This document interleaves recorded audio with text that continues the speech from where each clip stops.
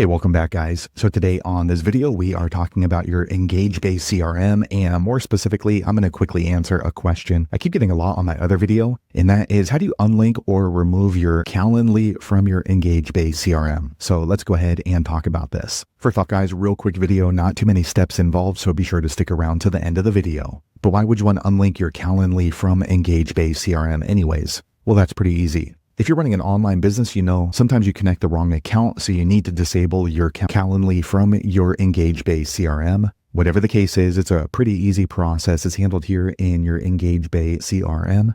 Check my video description. I'll try to leave the written instructions there as well. But I've already logged into my EngageBay account, and this is the home screen. Now here on the home screen, if you want to unlink your Calendly, what you're going to do is click on your profile icon here on the top right. Once you click there, you're going to see a drop-down menu, and you want to click here on Preferences. All right, once you click there, you're going to see this other menu here on the left, and you want to click on this button here called Sync. Okay, once you click on Sync, you're going to scroll through until you see the Calendly logo right here, and there should be a green check mark next to it. If there's no green check mark, that means your Calendly is not linked or connected. You can see that mine is. And in order to remove it from your EngageBay CRM, you're going to click on Disable. Next, you're going to see this pop up. Are you sure you want to disable the Calendly sync option? Go ahead and click on Yes. All right, quick second later, the page refreshes and you'll see this sync has been disabled successfully. So now my events in my Calendly are no longer going to sync with my EngageBay CRM unless I come back in here and re-enable it. So there you have it, guys. If you're wondering how to unlink or remove your Calendly from your EngageBay CRM,